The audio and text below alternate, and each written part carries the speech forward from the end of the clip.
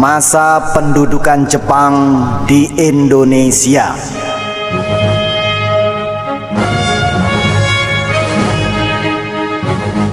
Negosiasi Jepang dengan negara sekutu untuk mengamankan persediaan bahan bakar pesawat pada bulan Juni tahun 1941 gagal. Maka Jepang berusaha menaklukkan Asia Tenggara atas sekutu pada tahun tersebut. Jepang mulai bekerja sama dengan para pemimpin negara-negara jajahan Belanda termasuk Indonesia untuk melakukan revolusi terhadap pemerintah Hindia Belanda. Peperangan berlangsung sangat dahsyat dan lama. Akhirnya, pada sekitar bulan Maret tahun 1942, pasukan Belanda akhirnya bisa dikalahkan Jepang. Sekutu akhirnya menyerah kalah kepada Jepang dan menyerahkan Indonesia kepada kekuasaan Jepang. Inilah awal Jepang masuk ke Indonesia. Halo saudaraku, hebat sekali Jepang. Terima kasih Jepang. Jepang datang ke Indonesia dengan bangga. Mereka merasa bak pahlawan yang telah membebaskan bangsa-bangsa Asia Tenggara, khususnya negara Indonesia dari cengkraman penjajahan Belanda. Di sisi lain, bangsa Indonesia merasa senang dan bangga serta menyambut gembira kedatangan Jepang. Mereka sangat bangga dan hormat kepada Jepang atas usahanya membantu pembebasan Indonesia dari penjajahan sekutu. Untuk lebih meyakinkan bangsa Indonesia, Jepang melakukan propaganda kepada rakyat Indonesia. Di antara propaganda mereka yang terkenal adalah 3A. Jepang pemimpin Asia, Jepang pelindung Asia, dan Jepang cahaya Asia. Mereka juga berpropaganda sebagai saudara tua bagi bangsa Indonesia. Masih banyak lagi propaganda Jepang lainnya, seperti pembentukan PUTERA, Pusat Tenaga Rakyat, sebagai organisasi politik. Soekarno ditunjuk sebagai ketua dan Muhammad Hatta serta Ki Hajar Dewantoro sebagai anggota. Mereka ditugaskan oleh Jepang untuk mempersiapkan kemerdekaan Indonesia.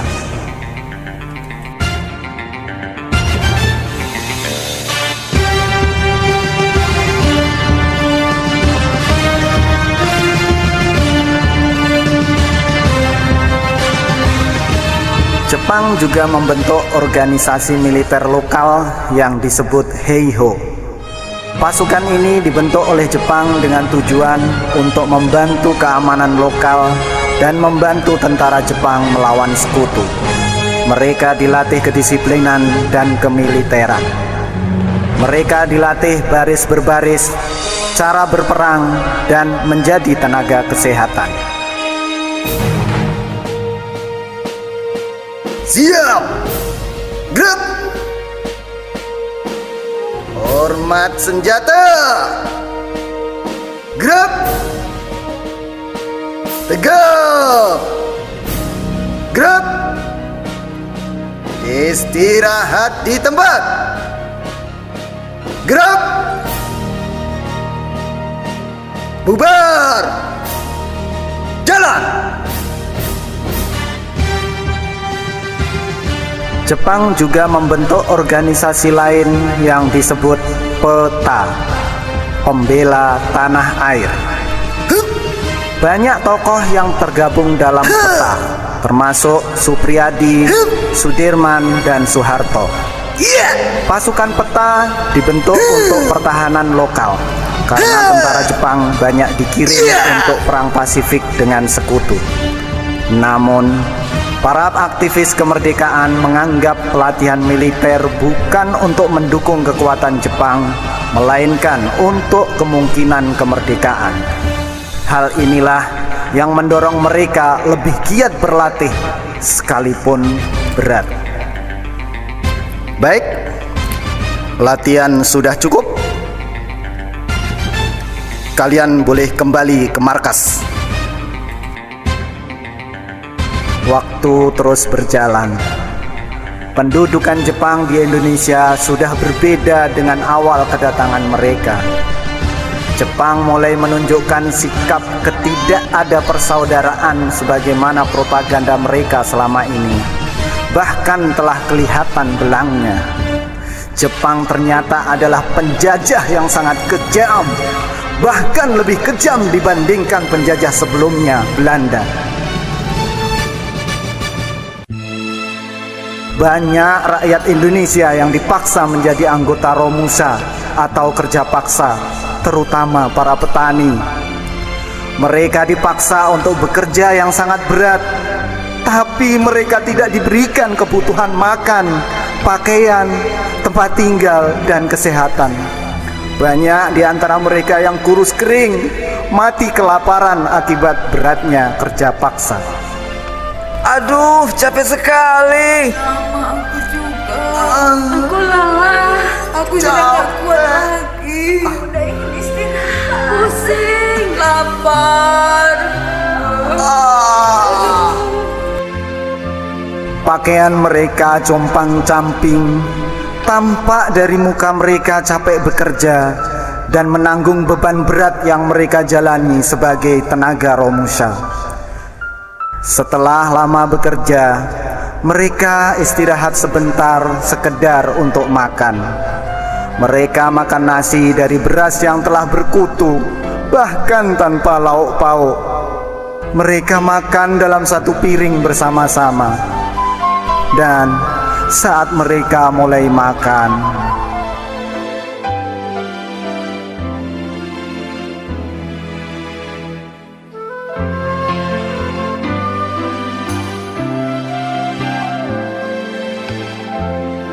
beberapa tentara Jepang mengawasi mereka, lalu datang dan melarang mereka makan, bahkan memaksa mereka untuk bekerja kembali, sambil mencambuki mereka hingga mereka kesakitan. Hei, hei, malah makan? Dasar Indonesia bodoh. Kerja, ayo kerja. Dasar pemalas. Namun mereka tetap berusaha melanjutkan makan karena masih lapar dan memohon kepada Jepang agar memberikan kesempatan untuk makan. Tetapi tentara Jepang itu spontan menendang piring nasi mereka hingga tumpah. Mereka sangat ketakutan dan sedih. Akhirnya dengan berat mereka melanjutkan kembali pekerjaannya karena masih terasa lapar. Kekejaman penjajahan Jepang semakin bertambah dan tiada berhenti. Bahkan mereka juga merampas harta rakyat Indonesia dengan cara paksa maupun dengan tipu muslihat. Di antara tipu muslihat Jepang untuk mengambil harta bangsa Indonesia, di setiap rumah diharuskan membuat bunker pertahanan dari serangan Belanda. Dan saat Jepang membunyikan sirine, itulah tanda serangan sekutu. Setiap ada sirine berbunyi, seluruh penduduk harus masuk bunker agar aman dari serangan bom-bom tentara sekutu. Sebenarnya, sirine berbunyi agar rakyat Indonesia meninggalkan rumah mereka. Pada saat itulah tentara Jepang mengambil harta bangsa Indonesia dengan aman. Harta tersebut mereka kumpulkan untuk perbekalan tentara Jepang dalam perang Pasifik. Ada yang dikirim ke Jepang, bahkan ada juga yang dibuang ke laut. Hal tersebut Jepang lakukan agar rakyat dan bangsa Indonesia menjadi lemah disebabkan kelaparan dan tidak punya kekuatan untuk melawan Jepang. Ketika terdengar bunyi sirine, mereka menjadi panik. Takut, lari kocar-kacir meninggalkan harta mereka, lalu sembunyi di bunker-bunker agar selamat dari serangan sekutu dengan perasaan takut dan khawatir. Tapi kenyataan yang terjadi saat itu, muncul beberapa tentara Jepang yang mengambil harta rakyat Indonesia lalu pergi. Dasar bodoh. Mari kita bawa harta mereka. Apa ini? Buang saja. Beberapa saat setelah Jepang selesai melakukan aksi jahatnya, setelah itu Jepang membunyikan sirine kedua dan penduduk yang sembunyi mulai keluar dari bunker. Namun mereka menjadi sangat sedih dan kecewa serta menangis karena harta mereka hilang dan habis dirampas Jepang.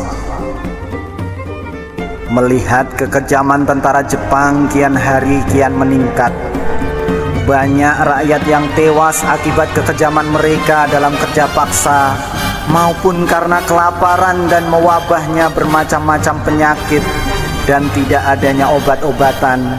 Maka hal tersebut menggugah semangat pemuda Indonesia dan seluruh bangsa Indonesia. Semua kelompok bersatu padu untuk menyatukan tujuan dan tekad untuk melawan dan mengusir Jepang serta mencapai kemerdekaan.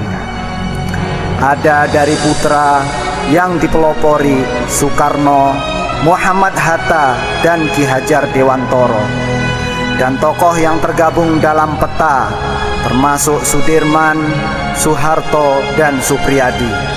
Mereka bersatu padu dengan rakyat untuk mengusir Jepang dari bumi Indonesia. Saudara-saudara sebangsa dan setanah air, Jepang ternyata telah mengkhianati kita. Jepang telah merugikan kita. Mari kita bersatu untuk mengusir mereka. Jepang pengkhianat Asia. Jepang penjajah Asia. Jepang harus minggat dari Asia. Allahu Akbar! Allahu Akbar! Allahu Akbar! Merdeka! Merdeka!